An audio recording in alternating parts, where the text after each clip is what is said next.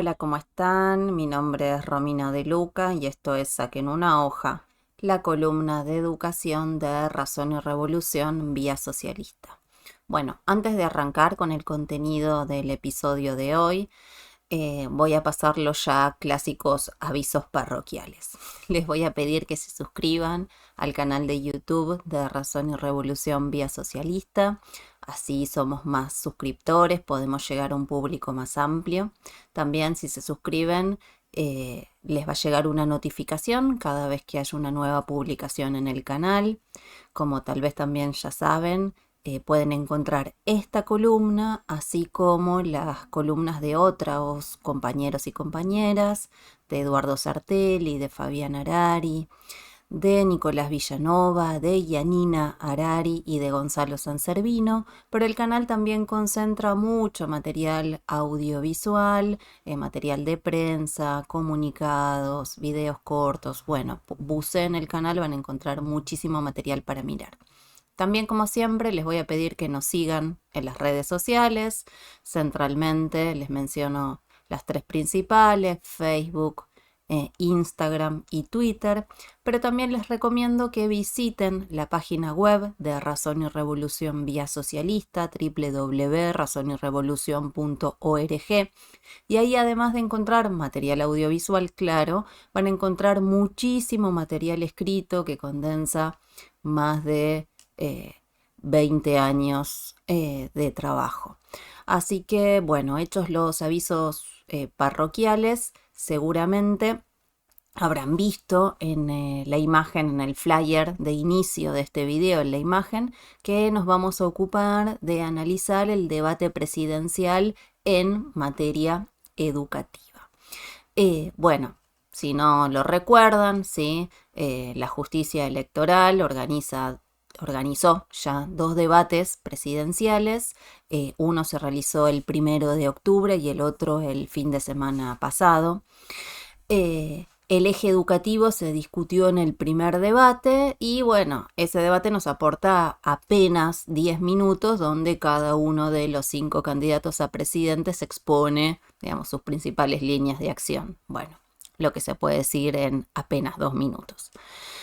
Pero nosotros tenemos la suerte que Argentinos por la Educación, junto a la Universidad Torcuato Di Tella, organizaron un debate con los referentes educativos de los 3 principales aspirantes a la presidencia. Estuvo por La Libertad Avanza Martín Krause, por Juntos por el Cambio Mónica Marquina y en representación de Unión por la Patria Germán Lodola, que actualmente es secretario de Investigación y Evaluación Educativa en el Ministerio de Educación Nacional. El debate fue coordinado por Víctor Bolman, por Argentinos por la Educación, y por Marcelo Rabosi en representación de la Torcuato Di Tella. La verdad es que ese insumo nos aporta poco menos de 2 horas de debate, lo cual permite, digamos, enriquecer un poco el análisis que vamos a hacer acá. Bueno, antes de empezar, ¿sí? Les voy a recomendar y les voy a dejar más arriba, ¿sí? Los links de los 2 episodios de la columna de Eduardo Sartelli, La Sartelli por el Mango, donde analiza el debate presidencial, los 2 debates. Y en particular, en el primero, él establece ciertas categorías para pensar quién ganó cada uno de los debates que son útiles para nosotros, ¿no? En particular, Eduardo hablaba de, bueno, la capacidad de oratoria y argumentativa, de cómo respondieron o formularon preguntas, ¿no? En los momentos cruzados, cómo se respondía a las críticas, un poco la actitud corporal, el nivel de protagonismo. Lo cierto es que vamos a tomar, ¿sí? estos insumos, ¿sí? Y obviamente, ¿sí? Lo que queremos señalar es que cuando establezcamos quién aparece como el ganador de este debate educativo, el ganador o la ganadora, en realidad no nos vamos a regir, ¿sí? Por si lo que dice, sus argumentos, el balance que presenta, ¿sí? Tienen fuerza de verdad, es decir, si se ajustan a la ciencia y son justos, sino simplemente en ese debate, en esa contienda, quién logró, ¿sí? Arrasar con sus otros contrincantes.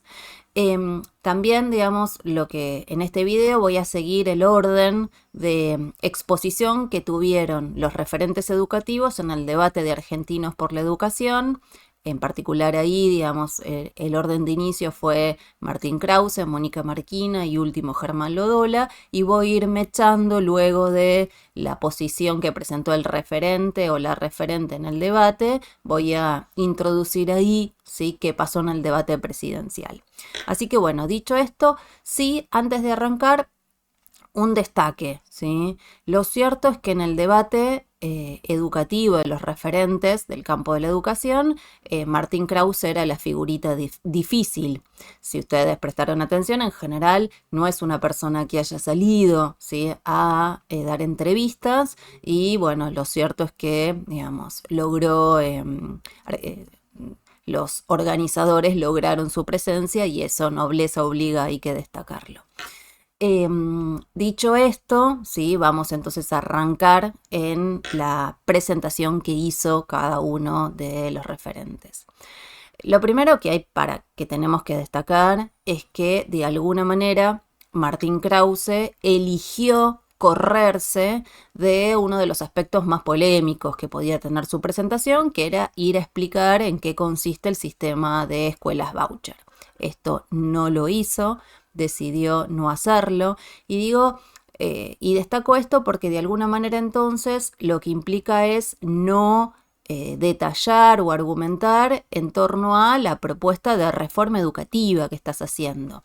Si se lo perdieron, también les dejo más arriba el video que hicimos en esta misma columna analizando un poco el esquema de escuelas voucher, tanto en lo que era su fundamentación filosófica como, digamos, en la misma propuesta que Martín Krause hacía para Argentina, adaptando de alguna manera el formato pensado por Milton Friedman, ¿no? Pero bueno, lo cierto es que Martín Krause eligió no colocar el eje de su presentación, que dicho sea de paso fue la más breve de los tres candidatos, es decir, digamos, fue al debate, pero muchas ganas de debatir parece que no tenía, ¿sí? Pero dicho esto, él eligió explicar o exponer el modelo de la libertad avanza diciendo que apuntaba a garantizar tres grandes ejes. Por un lado, ¿sí?, la libertad curricular, por otro, la libertad de métodos y finalmente la libertad de elegir proveedores de educación. En este último punto, la idea de el esquema de escuelas voucher está incluido, pero a lo largo de todo el debate, Krause decidió no desarrollar esas ideas, ¿no? Y sí, centralmente se ocupó de los otros dos ejes con mayor énfasis en lo que él llamó, ¿sí?, que hay que eliminar de las escuelas la idea de adoctrinamiento, ¿no?, que imponen, o sea, sobre todo en particular él dice, ¿sí?, hay que terminar con la educación obligatoria, que lo que hace, ¿sí?, es construir un sistema de adoctrinamiento. ¿Dónde él ve esto? Bueno, él dice que, por ejemplo, los núcleos de aprendizaje prioritarios son un muy claro ejemplo del adoctrinamiento que busca la escuela, que en lugar de construir estudiantes, lo que hace es construir militantes. Elige algunos ejemplos de los núcleos de aprendizaje obligatorios referidos al campo de las ciencias sociales, y entonces, digamos, allí se habla de categorías de clase, se habla de organización sindical, de lucha, y él dice que de alguna manera la educación obligatoria que se imparte en la escuela argentina hoy está atravesada por toda esa cosmovisión que busca, como decía recién, construir militantes, y que ya coloca en la mente de las y los estudiantes la idea de que el tejido social, la vida social, es una puja, es una disputa, y en lugar de pensar, digamos, cómo la sociedad puede ser concebida como un todo armónico donde cada uno, ¿sí? La dinámica social basada en la cooperación social, y esa cooperación social encarnada en particular a la libertad de elegir y la libertad de trabajo de cada individuo, ¿no? Según él, ¿no? En este punto, la diferencia sustancial entre la postura de la Libertad Avanza y la del resto de los candidatos es que ellos no buscan imponer ideas liberales en el currículum, sino otorgar una libertad plena a la capacidad de elegir de cada una de las personas, ¿no? Entonces, lo que señala es que centralmente con lo que hay que romper es la homogeneización de la escuela. Homogeneización que se expresa en los núcleos de aprendizaje prioritarios y que entonces es el ejemplo más claro de cómo se busca coartar la libertad, ¿no? Por el contrario, van a decir que ellos defienden la diversidad siempre va a hablar de los padres, no de las familias, va a hablar de los padres y de la libertad de los padres a elegir, ¿sí? La educación que pretenden para sus hijos, ¿no?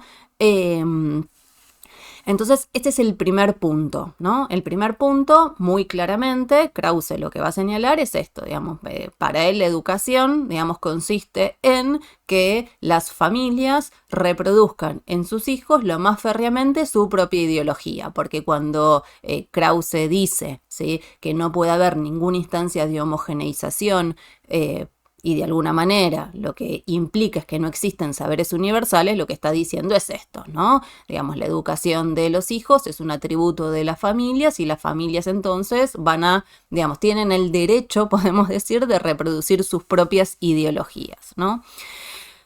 Más brevemente se va a referir a los otros dos puntos, a la idea de la libertad del método y a la idea de la libertad de elegir proveedores. Sobre este punto, que como les decía recién, podría haber desarrollado la noción de los vouchers, bueno, decide prácticamente no decir nada, solo decir nosotros construimos la idea, ¿sí?, de la libertad de las familias para elegir a qué escuela quiere mandar a sus hijos, ¿no? Dicho sea de paso, cuando es confrontado por los otros candidatos diciéndoles, bueno, no podemos pensar la idea de la elección o de la libertad en una sociedad desigual, Krause, muy suelto, dice que si las familias no están capacitadas para elegir las escuelas de sus hijos, entonces tampoco estarían capacitadas para votar. Bueno, tuvo en el debate otras frases, digamos, llamémosle desafortunadas, por decirlo académicamente, donde, digamos, dijo que si, esta frase que sí trascendió, digamos, a nivel mediático, que si la Gestapo fuera argentina, seguramente habría masacrado una menor cantidad de judíos, porque, y esto textual fue lo que dijo, llegarían tarde, ¿sí?, a los secuestros, a organizar los campos de exterminio. Bueno, la verdad es que no se comprende cómo en un debate público, digamos, puede decir barbaridad. Estas barbaridades en realidad son las barbaridades que piensa, ¿no? Que efectivamente, digamos, la clase obrera no tendría que votar, básicamente, ¿sí?, que es una de lo que se puede desprender, y por otro lado, digamos, esta metáfora tan poco feliz. Pero lo que sí decidió desarrollar un poco más, y que también tiene que ver con la libertad de ultranza, era la idea de que no puede imponerse ningún método, ¿sí? Que en general el método educativo tiene que surgir de la experimentación libre de cada una de las escuelas, ¿sí? En donde los directivos en tal caso cumplen un rol central, pero que no se puede, digamos, imponer un método único de enseñanza como ocurriría hoy día, ¿no? Entonces, bueno, lo que podemos ver, digamos, de su disertación, que como les digo es muy breve, ¿sí?, es el desarrollo de estos tres ejes y donde ubicó, digamos, mayor peso argumentativo en esta idea del adoctrinamiento a nivel curricular y la necesidad entonces de acabar con la educación obligatoria. ¿Sí? Esto que en general Milei decidió escaparle a esta discusión, bueno, Krause lo colocó en el centro de la escena. Fíjense que Milei, en los 2 minutos que tenía para desarrollar su postura en torno a educación, en realidad hizo lo mismo que Krause. Decidió, ¿sí?, escaparle al debate sobre los vouchers y empezó a hablar generalidades en torno a la idea de la creación del Ministerio de Capital Humano, ¿no? Y entonces en realidad inició, digamos, su argumentación señalando los números del sistema educativo, es decir, que tenemos una porción sustantiva de las chicas y de los chicos que no comprenden lo que leen, que no pueden resolver ejercicios de matemática muy simples. Señaló que eso tenía que ver con la pobreza y Milei textual dijo algo así como: pobrecitos, ¿qué les vamos a pedir?, ¿no? Lo cual es una mirada bastante paternalista y condescendiente, ¿no? Pero a la hora de decir qué va a hacer con educación, en realidad decidió hablar de esta idea general del capital humano y en particular de la reestructuración de lo que él llama las reformas de primera generación y en particular de la forma en la cual se asiste a la población, ¿sí?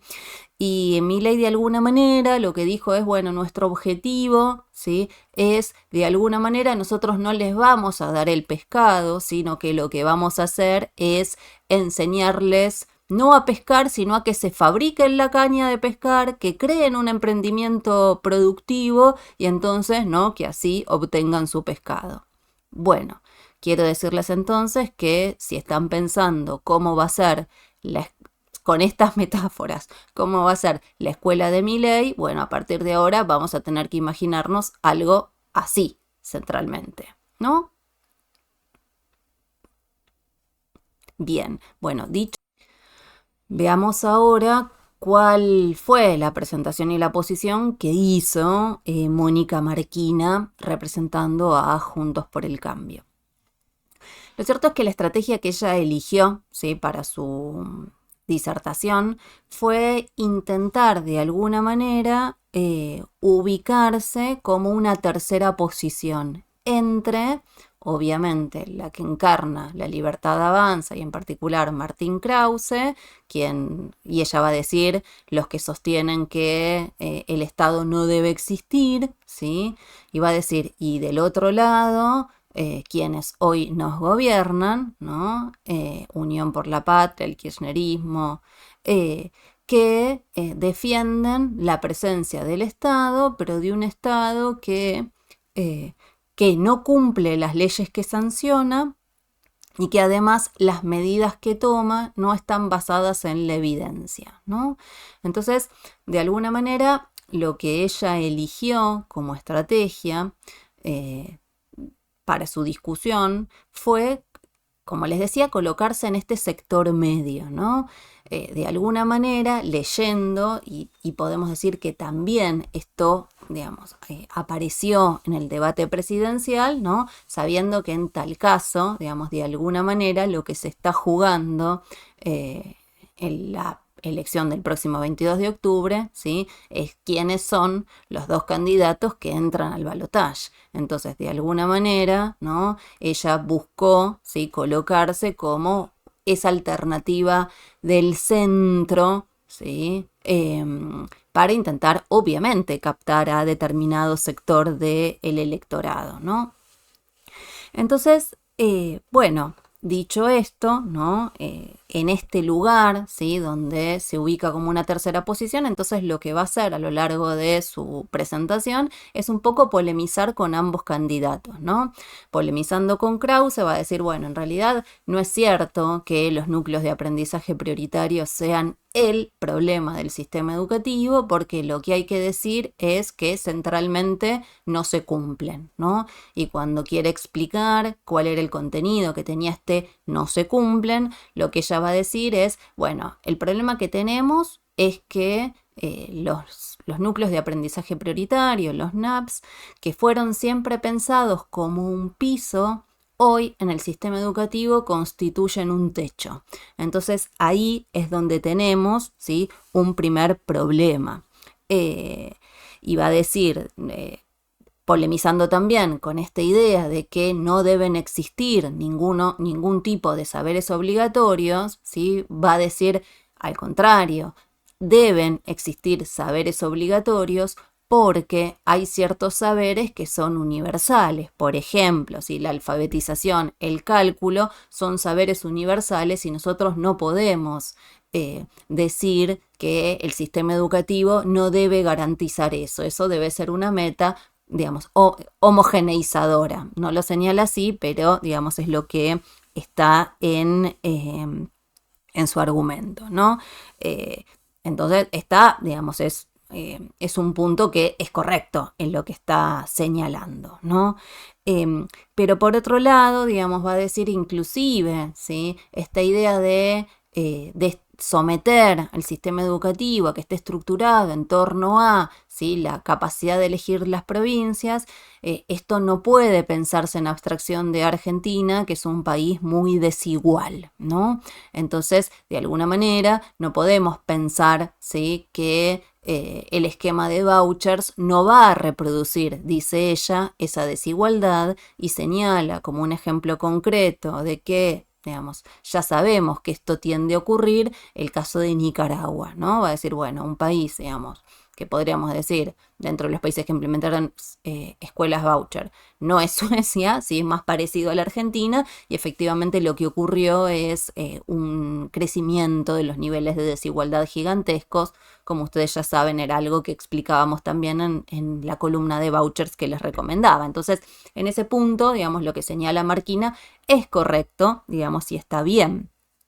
También, digamos, pero ¿qué va a decir, digamos, en este punto?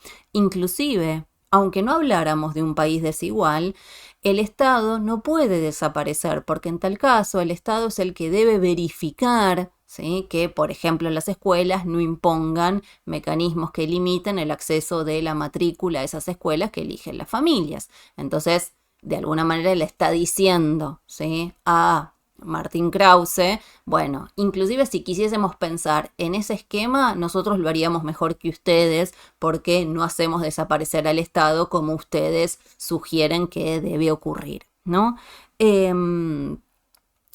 Y lo que va a decir, además de, digamos, intentar demostrar el ejemplo de Nicaragua, va a decir, bueno, el peligro que impone el esquema de las vouchers es que los sectores, ella va a decir, de mayores recursos, se apropien, ¿sí?, de recursos públicos a partir de la introducción de este tipo, digamos, de esquemas. Y además, y acá ella va a dar un argumento que también va a repetir Patricia Bullrich en el debate presidencial, va a decir, inclusive cuando se habla de esto, no solo se hace abstracción de cómo el voucher, ¿sí?, se quiere introducir en una escuela que es muy desigual, sino que en una escuela y en un país que es muy desigual, sino que también va a decir no se corresponde con la naturaleza de nuestro sistema educativo, y el ejemplo que ella va a dar es el de las escuelas rurales, ¿no? Y entonces va a decir, bueno, digamos, hay escuelas que no encajan dentro de los modelos de eficiencia que la Libertad Avanza propone impulsar, ¿no? Esto que Patricia Bullrich fue uno de sus grandes aciertos en ese primer debate donde le fue tan mal, digamos, y ella misma reconoce, digamos, que estuvo mal en ese debate. Bueno, cuando le dice a Milei, te quiero que vayas a la Puna a ver qué haces, dónde te metes el voucher, no en una escuela en la Puna. Bueno, lo cierto es que ese argumento, en una forma más académica, fue introducido por Mónica Marquina unos días antes en relación a esto, ¿no? Obviamente no solo polemiza con Krause, tiene que polemizar también, ¿sí?, con Unión por la Patria.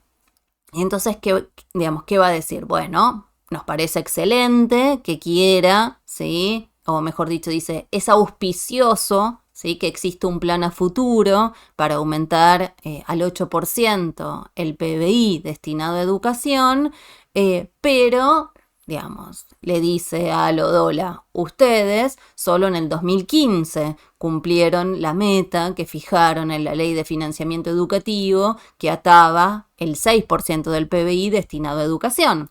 Entonces, esto lo señala, ¿sí? Para desarrollar lo que es parte del argumento que ella quiere hilvanar a lo largo de su intervención, y es que centralmente existen un montón de normas y de leyes que en general no se cumplen, ¿sí? La ley de financiamiento le dice, ¿sí?, a Lodola es una. Entonces, digamos, ese es un primer aspecto. El otro aspecto va a decir, ¿sí?, no podemos financiar o aumentar el financiamiento si no establecemos una serie de indicadores observables y medibles, una serie de metas que nos permitan, ¿sí?, ver, bueno, efectivamente, ¿no?, que cómo estamos gastando el presupuesto. Y lo otro que va a hacer no es solo decirle a nivel más general, ¿no?, sino que también va a decir, bueno,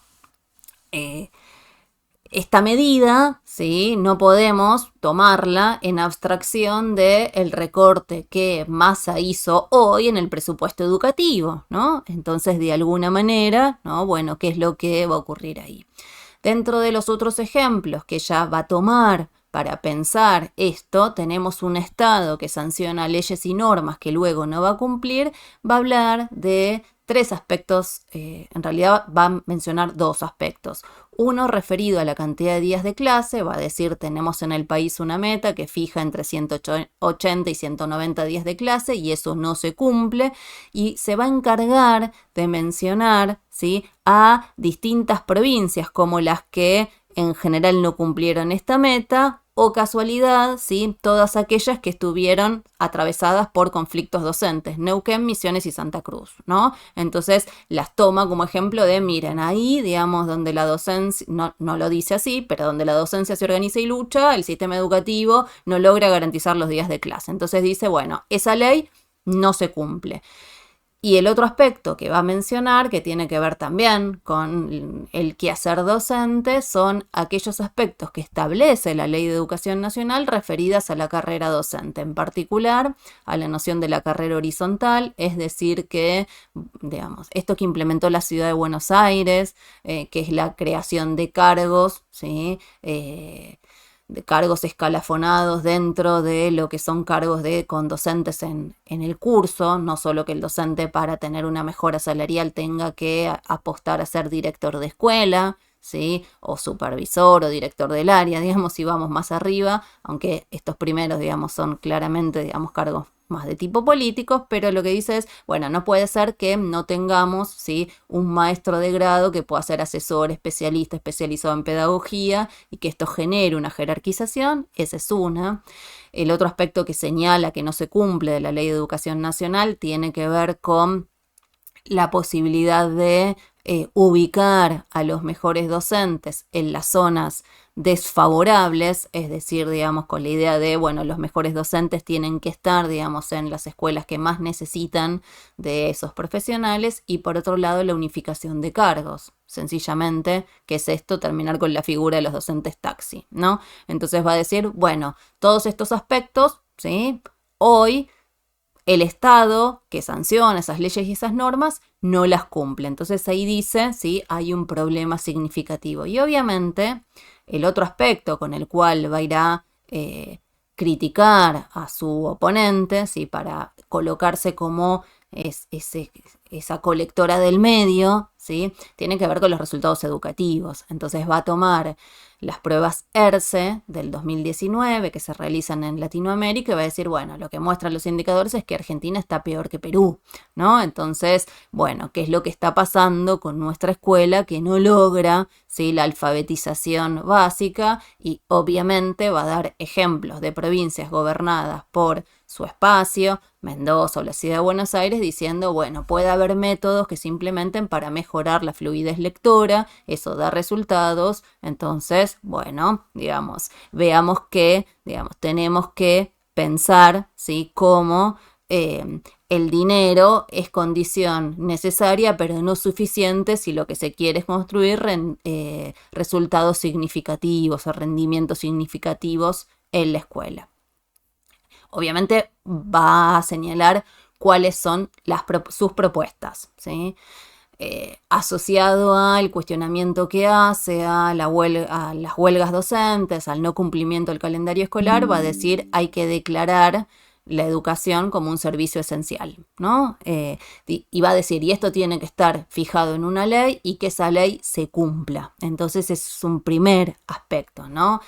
Recuerden cómo dice Patricia Bullrich, ¿sí? En sus spots de campaña, basta de sindicalistas que toman de rehenes a las chicas y los chicos en las escuelas. Bueno, eso es lo que implica, ¿sí? Declarar la educación como servicio esencial, es decir, digamos, anular todos los derechos de protesta de las y los docentes.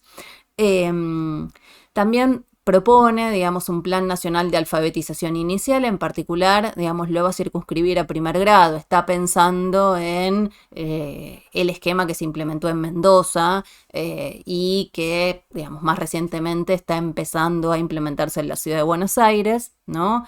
En particular, señala, digamos, que para la escuela secundaria hay que salir del debate en torno a repitencia versus promoción automática o acompañada y que hay que generar un sistema más flexible que acompañe las trayectorias y que mejore los resultados. Dice, hay mucha evidencia de esto, no menciona ningún caso, digamos, en relación a esto.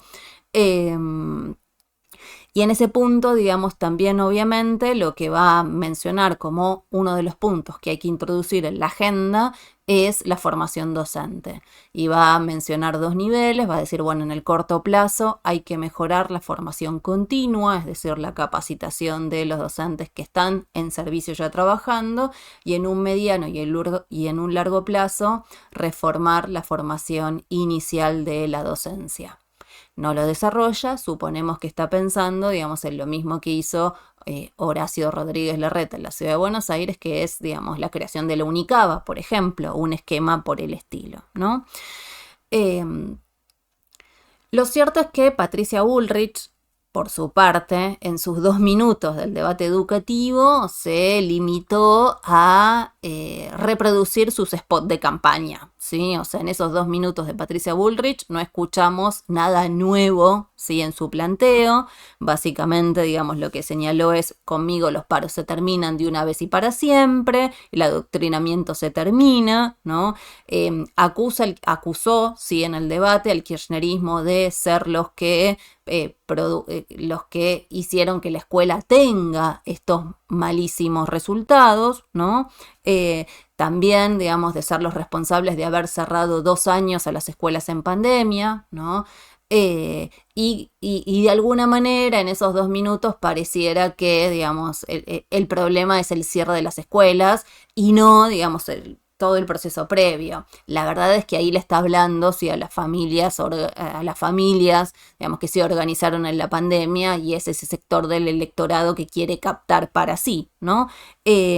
Obviamente también dice, bueno, Massa, el Massa que quiere sancionar la ley de financiamiento educativo es el mismo Massa que bajó 9% el presupuesto, algo que también había señalado Marquina unos días antes en su propio debate, ¿no? Y en lo que refiere a universidad, una generalidad de que hay que articular la formación universitaria con la matriz productiva del país, ¿no? Y como ya les decía, digamos, lo más sustantivo de la intervención de Patricia Bullrich en el debate fue cuando le dice a Milei, sí, que con el voucher se vaya a la puna a ver qué escuela, digamos, puede comprar con esa, ¿no? Bueno, dicho esto, nos queda el último, ¿sí?, de nuestros postulantes, que es Germán Lodola, que a mi criterio es quien ganó claramente el debate educativo. Y de nuevo, cuando digo que ganó el debate educativo, no tiene que ver con la justeza de sus argumentos, ni con, digamos, el hacer un diagnóstico preciso, científico y certero del estado de cosas en materia educativa, más bien lo contrario. Una máquina serial de negar absolutamente todo, pero lo cierto es que tuvo una actitud arrolladora en el debate. No solo, digamos, que hizo hizo un uso del tiempo abusivo, ¿sí? Es decir, habló mucho más que sus otros contrincantes, ¿sí? Sino que fue con una agresividad, digamos. Obviamente, sabía que, digamos, forma parte de la gestión que en los últimos 16 años gobernó el sistema educativo y entonces no puede decir que no tiene nada que ver con que de cada 10 chicas y chicos que empiezan la escuela secundaria obligatoria del 2006, hay 4 que se quedan en el camino, con un cuarto de las chicas y los chicos que no comprenden lo que leen al terminar la primaria, digamos. Bueno, de esos números no podía hacer abstracción y de alguna manera entonces su actitud, ¿sí?, fue muy aguerrida en el debate. Como estrategia eligió ir con un PowerPoint, ¿sí? O sea, un archivo con, no sé, debería tener 500 gráficos y abrumar con la presentación de los distintos indicadores. Obviamente ahora vamos a ver en una interpretación muy tendenciosa, pero a fuerza de, digamos, pasar filmina tras filmina, gráfico tras gráfico, lo cierto es que tuvo una actitud imponente y además marcó el debate. Esto que es uno de los elementos que Eduardo, digamos, señalaba en relación al nivel de protagonismo. Lo cierto, ¿sí?, es que salió a disputar con sus contrincantes, a inclusive marcar el tono del debate, porque hasta, digamos, las 2 primeras intervenciones muy académicas, muy respetando su tiempo, muy, digamos, si ustedes quieren, con ausencia de chicanas, y él fue con la artillería completa de chicanas, ¿no? Como les decía, ¿sí? No tiene que ver el que señalemos que ese debate lo ganó, ¿sí?, Loyola, con que Loyola tenga razón, ¿sí? No, al contrario, pero, digamos, logró, digamos, de alguna manera desarmar a sus oponentes, ¿no? Y se percibía en el debate una tensión muy manifiesta y una incomodidad de el resto de los disertantes e inclusive de los coordinadores, ¿sí?, en relación a su propia actitud en el debate, ¿no? Obviamente, ¿qué eligió como estrategia? Bueno, de entrada, ir a discutir con Marquina, cuando Marquina dice, acá hay 3 modelos, ¿sí?, y nosotros somos la tercera opción, él va a decir, no, acá hay 2 modelos. Un modelo que implica una concepción privatizadora, mercantilista en materia educativa, que quiere arancelar la universidad, que quiere cerrar las universidades, ¿sí? Un modelo de ausencia del Estado versus el nuestro, va a decir él, ¿no? En donde, digamos, él va a decir el modelo de unión por la patria es lo contrario, es uno con un Estado presente, ¿no?, versus otro modelo en donde el Estado va a estar completamente ausente, ¿no?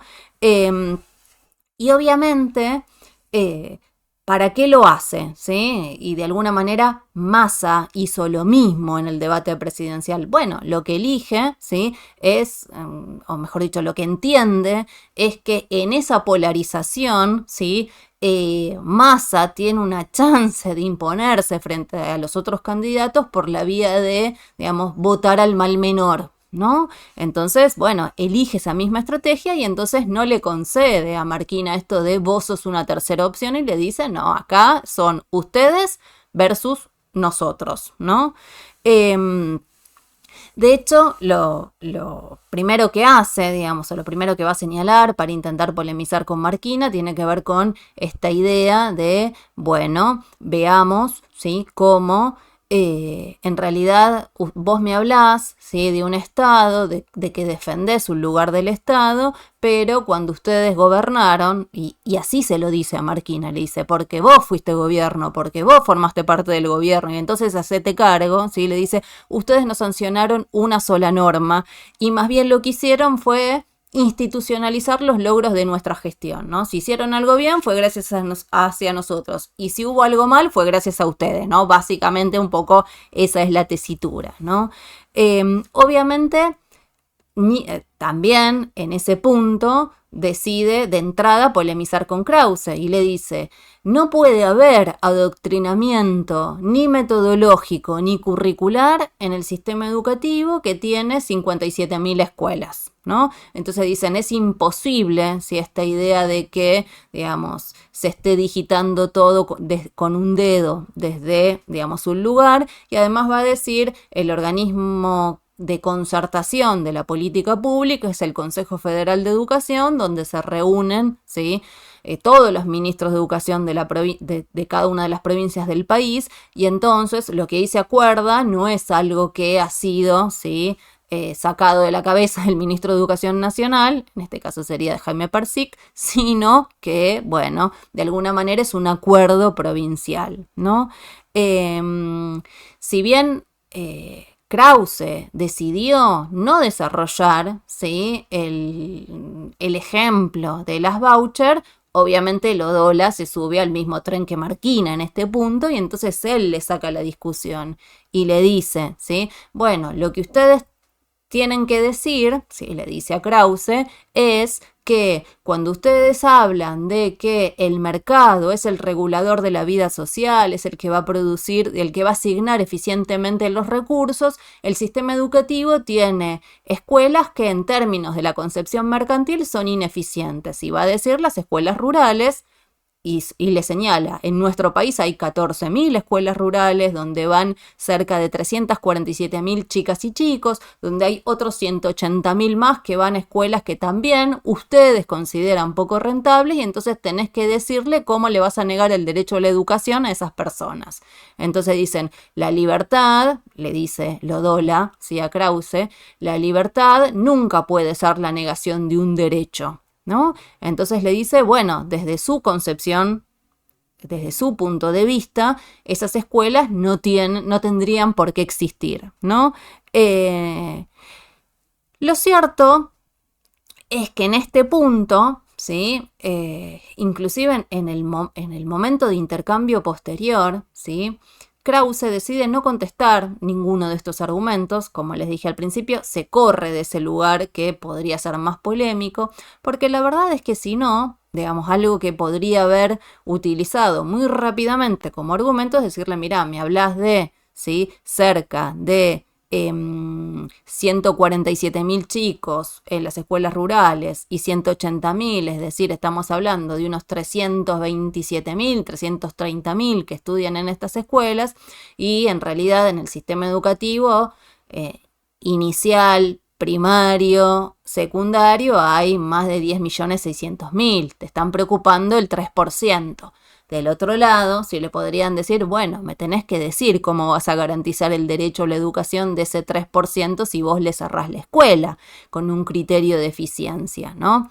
Obviamente, quiero que se entienda bien lo que estoy señalando. No estoy diciendo que efectivamente las escuelas rurales se tienen que cerrar, sino, ¿sí?, que en realidad no hubo voluntad del otro lado, ¿sí?, producto de cómo Lodola arrolló en su argumentación, de discutir estos elementos, porque si no, no solo, digamos, podrían haberle dicho esto en relación a los números, sino decirles, bueno, la pandemia mostró cómo esas escuelas rurales de las cuales vos ahora hablás, y entonces hablás del derecho a la educación de 330.000 chicas y chicos, en realidad fueron abandonadas en la pandemia, ¿sí? O, digamos, no sacás ninguna lección en torno al método que se implementa en las escuelas rurales de seguimiento personalizado, que es lo que permite el plurigrado para pensar las condiciones laborales de la docencia en todo el país. Bueno, nadie recuperó o levantó ese guante, ¿sí?, para poder confrontar, ¿no?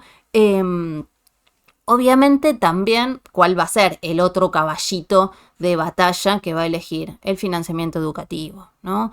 Y ahí es donde va a ir a cruzarse de lleno con Marquina, que centralmente la va a acusar de ser expresión del ajuste en educación, ¿no? Y va a decir, bueno, en realidad nosotros fuimos el gobierno que más se preocupó, ¿sí?, por el financiamiento educativo, lo hicimos, lo pusimos en una ley, ¿sí? Y esto se expresa, esta voluntad, este estado presente y presente en términos financieros, se expresa en, y acá muy tendenciosamente, va a empezar a abrumar en su presentación con distintos números, ¿no? Entonces va a decir, bueno, Argentina es un país que tiene apenas el 0,7% de su población analfabeta. Bueno, paréntesis, Lodola no dice nada, ¿sí? De lo que podemos llamar como analfabetismo funcional, ¿sí? Es decir, digamos, aquellas, qué es lo que pasa, ¿sí? Con esas chicas y esos chicos que están egresando hace muchos años de la escuela argentina sin una alfabetización inicial básica. Bueno, digamos, es una discusión en torno a en qué categoría, ¿sí? De los distintos grados del analfabetismo podría entrar esa población por más de que esté certificada. Lodola no dice nada de cómo muestran los cuestionarios ampliados a las familias de las pruebas a aprender, que muestran que cerca de 347.000 familias de las chicas y chicos que están en la escuela, que estaban el año pasado terminando sexto grado, que no tienen primaria completa, ¿no? Bueno, todo eso lo obvia. Habla de la universalización del nivel primario y de la gran expansión de la escuela secundaria, pero no dice nada ni de los rendimientos ni de la deserción, ¿sí? Que sabemos golpea con fuerza a la escuela secundaria, ¿no? Decide, por ejemplo, para hacer esa comparación y discutir esta idea de que Argentina pierde posiciones en materia educativa, inclusive en relación a sus pares de Latinoamérica, bueno, el que va a decir, bueno, Argentina, por ejemplo, universalizó la sala de 5 inicial, justifica por qué elige la sala de 5, pero de nuevo, dentro de las omisiones que establece, no dice que, por ejemplo, la provincia de Buenos Aires, ¿sí? Hay un 5% de la población que tendría que estar en la sala de 5 y que no asiste, ni hablemos de que en todo el país la sala de 4, ¿sí? Solo hay un 20% mínimo de la población que no está incluido, ya ni hablemos de la sala de 3, que estamos hablando del 60% que no se incorpora a la sala de 3, y bueno, ni les cuento los números de lo que se llama maternal, ¿sí? Porque directamente son deprimentes, ¿no? Entonces, digo, elige decir, tomo sala de 5 para hacer un dato comparable, pero en realidad debería compararlo con qué hizo en relación a la propia meta que el Estado se fijó, que establece como obligatoria también la sala de 4. Bueno, de eso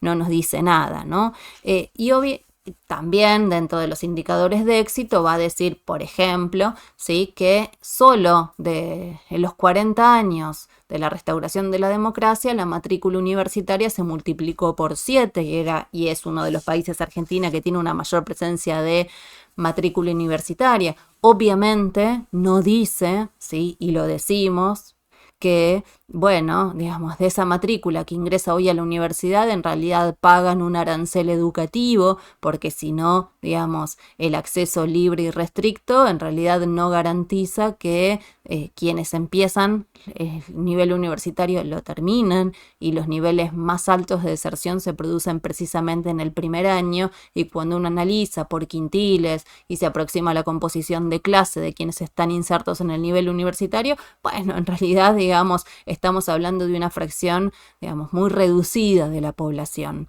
Entonces, bueno, ¿no? Elige omitir. ¿Qué dos cosas centralmente le va a señalar a Marquina, digamos, luego de esta exposición de indicadores donde parece que Argentina es Finlandia en materia educativa? Bueno, le va a decir, bueno, miren, nosotros en realidad dentro de lo que es la inversión educativa, hubo un solo año que no garantizamos el PBI, ¿sí?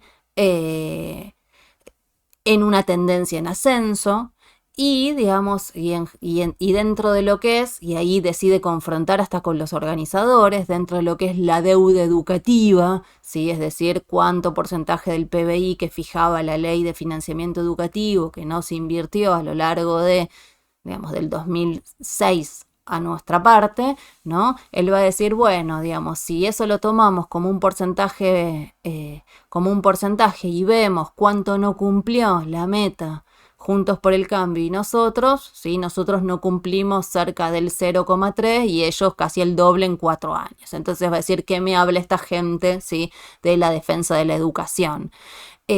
Pero lo cierto, ¿sí? Es que, digamos, a ver, uno no, encuentra oscilaciones, ¿sí? Habría que colocar el contexto económico, pero lo cierto es que Lodola elige una estrategia muy sesgada a la hora de analizar los datos. No solo le señala a Marquina de ustedes redujeron, ¿sí? el porcentaje del PBI, cuando ellos también redujeron el gasto destinado a educación, y esto se ve en la Ciudad de Buenos Aires, en la provincia de Buenos Aires, a nivel nacional, ¿no? Entonces, ese número también hay que considerarlo, pero también, digamos, hace un análisis súper tendencioso de lo que es, por ejemplo, la evolución del salario docente, ¿no? Decide mostrarle, sobre todo para discutir con Marquina, ¿no? El siguiente gráfico que ustedes están viendo en pantalla. Voy a salir del video un momento, así lo pueden ver y se los comento, ¿sí?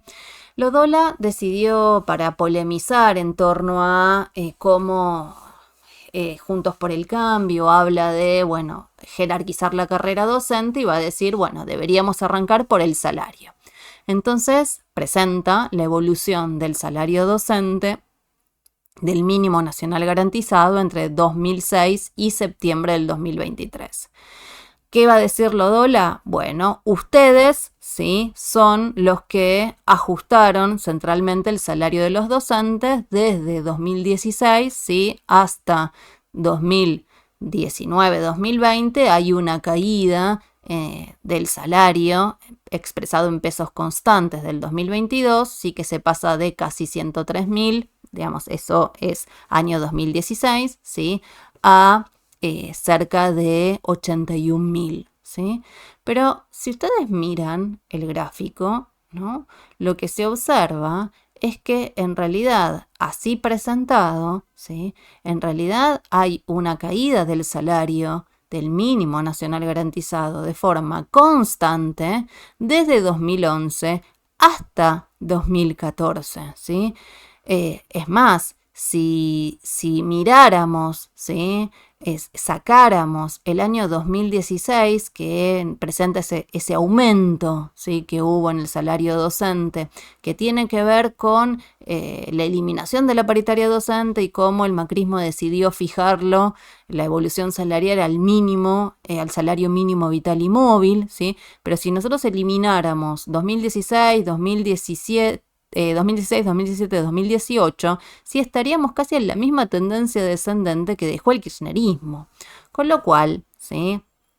Lo que hay que decir es que, digamos, cuando Lodola, ¿sí? Decide presentar esos números y acusarla, ¿sí? a Juntos por el Cambio de ser los únicos ajustadores del salario docente, bueno, eso no se corresponde ni a la tendencia que se observa desde el 2011, como les mostraba recién, ni siquiera, digamos, si vemos qué es lo que pasó, ¿sí? Con la pandemia, ¿sí? Que efectivamente lo que hizo fue hundir más el salario docente, ¿sí? Inclusive la recuperación de 2022, ¿sí?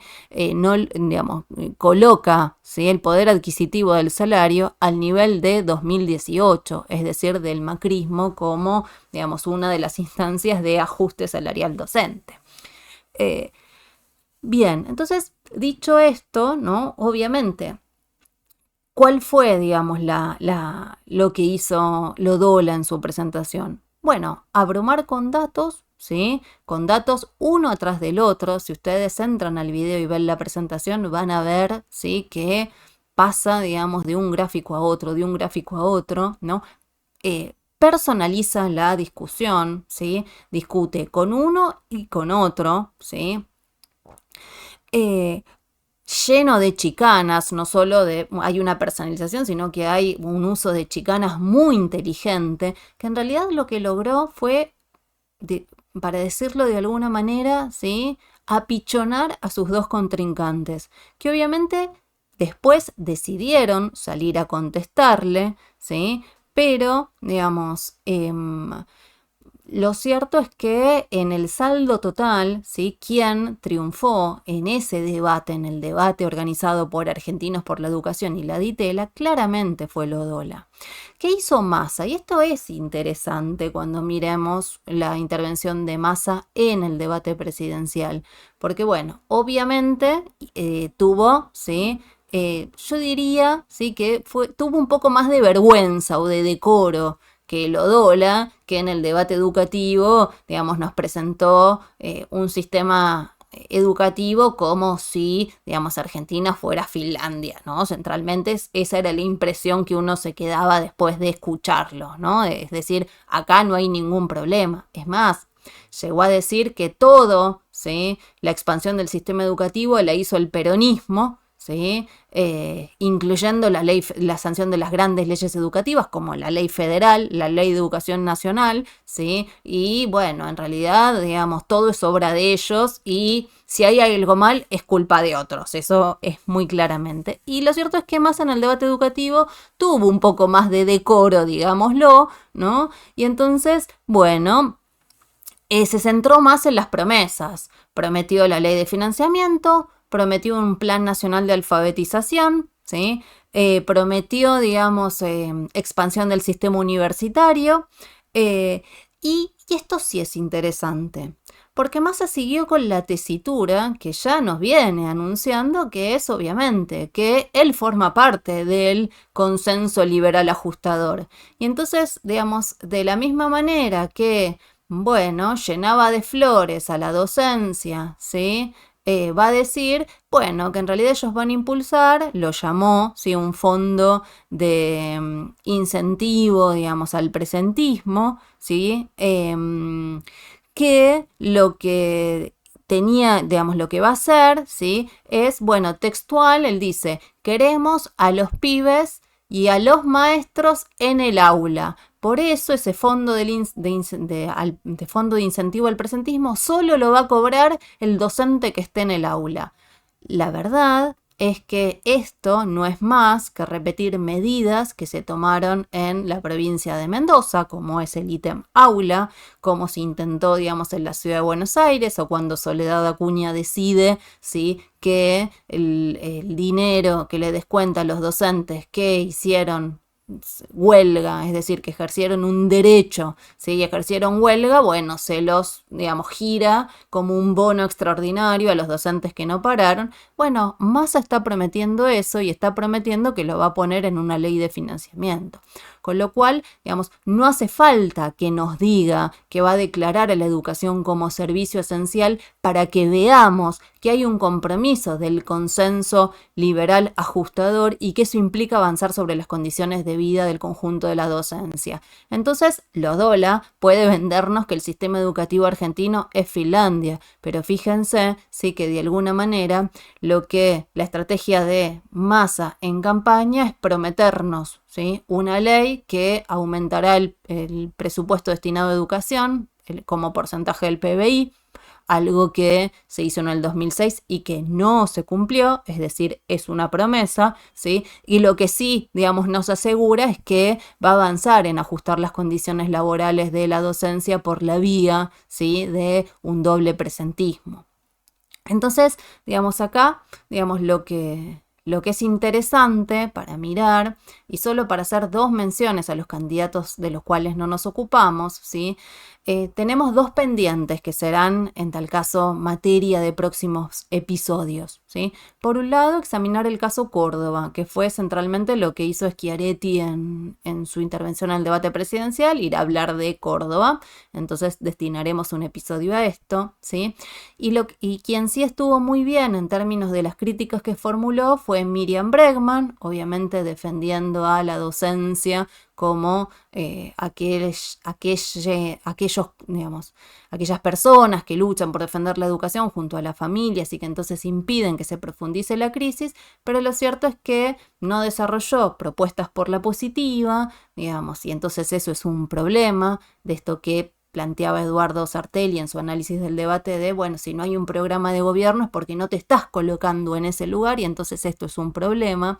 Entonces, limitarnos a las críticas, por más de que sean ciertas, ¿sí? Es un problema porque no interpela a la población por la positiva. Es decir, digamos, reconocer una crisis de la cual no aportó ningún número, digamos, poco se puede hacer en 2 minutos, eso también es cierto, pero, digamos, lo más problemático tiene que ver con eso, ¿no? Con no tener un plan de acción.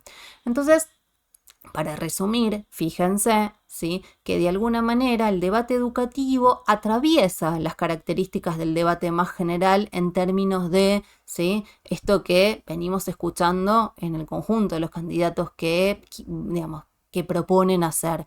Por un lado, ¿sí?, avanzar sobre las condiciones, digamos, del trabajo docente, con esto de la esencialidad, el cumplimiento de los días. Lo cierto es que no es clara, digamos, la propuesta en torno a cómo van a resolver si los problemas educativos, eso por un lado, y por otro lado, digamos, la negación de cualquier tipo de problema educativo, que es lo que pareciera que escuchamos, ¿sí?, en la presentación que hizo Loyola.